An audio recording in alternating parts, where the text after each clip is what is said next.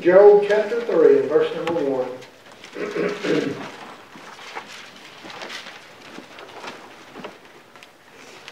Let's all stand in reverence to God's holy word. Job chapter 3 and verse number 1. After this opened Job his mouth and cursed his day. Now, how many of y'all have read Job chapter 1 and Job chapter 2? Say amen. Amen. Job chapter 1, Job chapter 2, so you all know what has happened.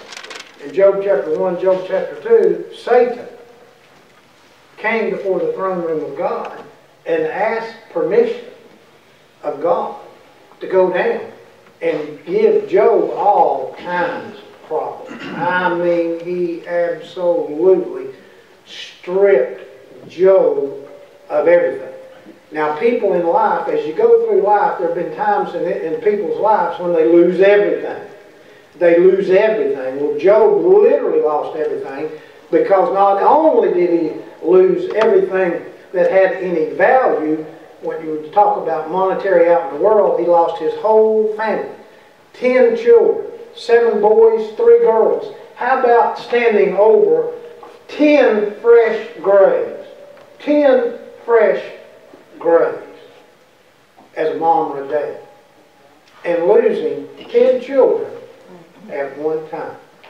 Now, this, as I'm reading in verse number 3, Job has been stripped of everything in his life. And now I'm reading what he has in response. Just listen. After this opened Job his mouth and cursed the day. And Job spake and said, Let the day perish wherein I was born, and the night in which it was said, There is a man-child conceived.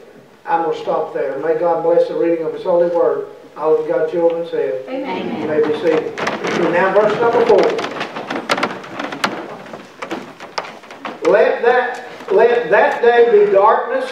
Let not God regard it from above, neither let the light shine upon it. Let darkness and the shadow of death stain it. Let a cloud dwell upon it. Now he's talking about the day that he was born. The day that he came into this world is what he's talking about. Let the blackness of the day terrify it. As for that night, let darkness seize upon it. Let it not be joined unto the days of the year. Let it not come into the number of the months. Lo, let that night be solitary. Let no joyful voice come therein. Let them curse it that curse the day, who are ready to raise up the morning. Let the stars of the twilight, therefore the dark, be dark. Let it look for light, but have none. Neither let it see the dawning of the day, because it shut not up the doors of my mother's womb. In other words, why was I even able to be born? Why didn't I die coming out of my mother's womb? Nor hid sorrow from mine eyes. Now listen. Everybody in this room has said this. Are you ready? Verse number 11. Why died I not? Job said, why did I not die? Why in the world did I just not die from the womb? Why did I not give up the ghost? Why? Now, I'm not saying everybody in this room is saying, why did I not die? Everybody in this room has said the word why. Why? W-H-Y. Why? W-H-Y. Why did this happen? Why did I have to go through this? Why did I have to lose this? Why did God allow this to happen? Why did this person have to die? Why did this have to happen? Verse number 12. Why did the knees prevent me, or why the breast that I should suck? For now should I have lain still and been quiet, I should have slept, then I had been at rest. May God bless the reading of His holy word. And all of God's children said, Amen. You may be seated. Now, think about this for just a moment. On February the 15th, in 1947, Glenn Chambers. I did not know him. This is just a wonderful story. He boarded a plane bound for Quito, Ecuador to begin his ministry in missionary broadcasting. But he never arrived. He never got to the point that he was headed for. In a horrible moment, the plane carrying Chambers crashed into a mountain peak and spiraled downward. Later it was learned that before leaving the Miami airport, that Chambers wanted to write his mother a letter. All he could find for stationery there in the airport was a piece of advertisement that had written on it a single word on this piece of paper. And it had the word why. W-H-Y. Around that word, he hastily scribed down a final note to his mother. And after Chambers' mother learned of her son's death, his letter arrived a few days later. She opened the envelope. She took out the paper. She unfolded it. Staring her in the face was the question, why?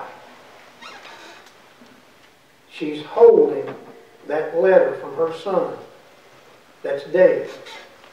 In bold print, why? You know, life is filled. Everybody's life is filled with why moments. Why do children suffer? Why does a little old boy named Gerald McIntosh, 8 years old, little old boy, 8 years old, his body swelled 3 times what it should be from cancer?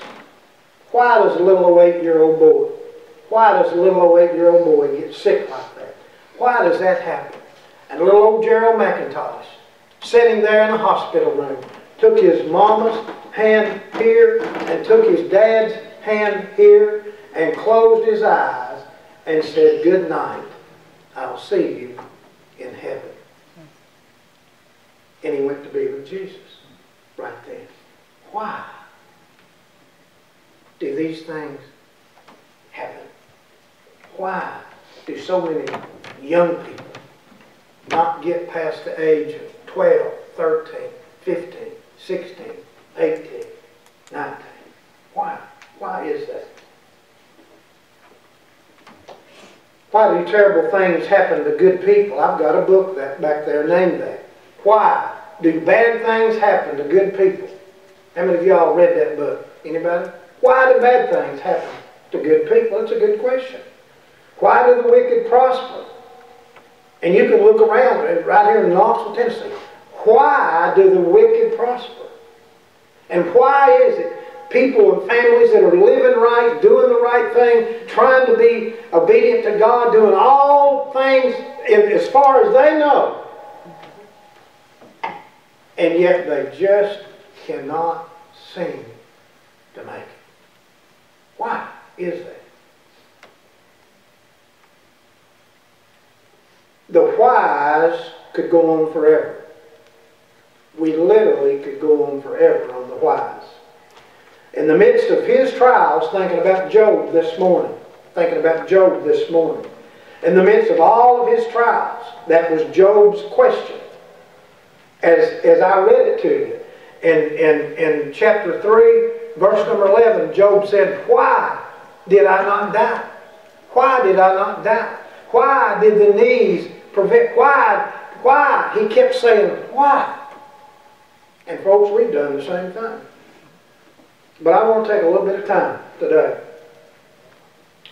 to retread some of the familiar territory that we've all looked at in the book of Job. I want to preach on the question, why?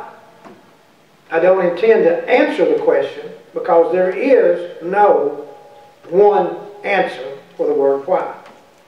But I do want to show you that even our why times have their place in our lives.